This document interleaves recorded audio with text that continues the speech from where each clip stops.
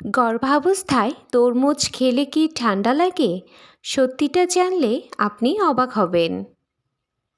আজকের ভিডিওতে আমরা জানব গর্ভাবস্থায় তরমুজ খাওয়া নিরাপদ কিনা, এটি কি সত্যি ঠান্ডা লাগায়, আর মা ও বাচ্চার জন্য এর উপকারিতা ও ক্ষতি কী কী। তাই ভিডিওটি শেষ পর্যন্ত অবশ্যই দেখবেন, কারণ শেষের দিকে আমি গুরুত্বপূর্ণ কিছু সতর্কতা শেয়ার করব। হ্যালো এভরিওয়ান, আসসালামু আলাইকুম। আপনাদের সাথে আছি আমি উর্মি আহমেদ তৃষা। আমি একজন ফার্মাসিস্ট। স্বাগত জানাচ্ছি নূর অফ ইসলাম চ্যানেল থেকে, যেখানে আমি স্বাস্থ্য ও ইসলামিক লাইফস্টাইল নিয়ে আলোচনা করি।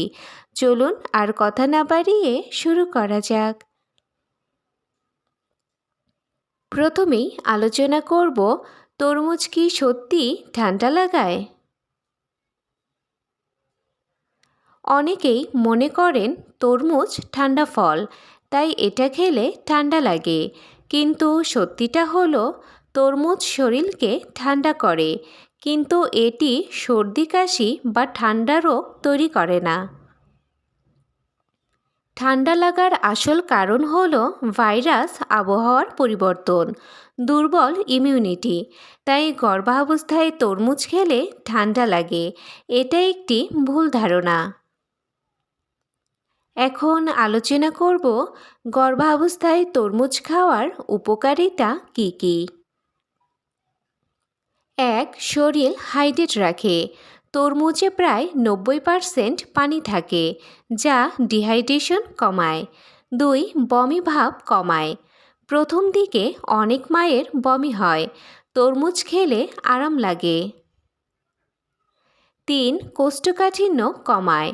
ফাইবার থাকায় হজম ভালো হয়। 4. রক্তচাপ নিয়ন্ত্রণে সাহায্য করে। এতে থাকে পটাশিয়াম, যা প্রেশার ব্যালেন্সে রাখে। 5. বাচ্চার জন্য উপকারী। এতে থাকে ভিটামিন এ ও সি, যা বেবির গ্রোথে সাহায্য করে।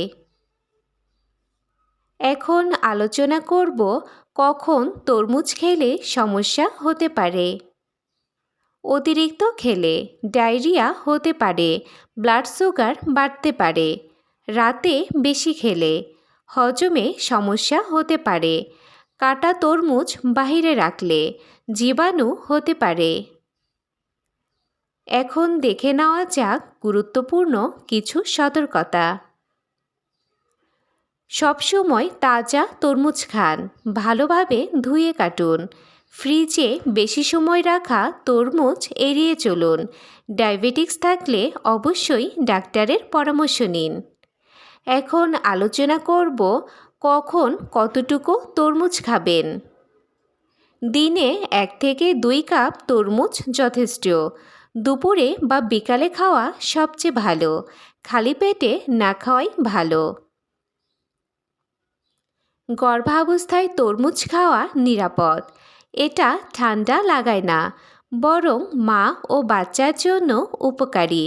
তবে সব কিছু পরিমিত পরিমাণে খেতে হবে। ভিডিওটি যদি আপনার উপকারে আসে, তাহলে একটি লাইক দিয়ে আমাদের অনুপ্রাণিত করুন। আপনার মূল্যবান প্রশ্ন বা মতামত থাকলে কমেন্টে লিখে জানান। আর এমন নতুন নতুন তথ্য পেতে আমাদের চ্যানেলটি সাবস্ক্রাইব করে পাশে থাকুন। এই ভিডিওটি অন্য গর্ভবতী মায়েদের সাথে শেয়ার করুন, যেন তারাও উপকৃত হতে পারে।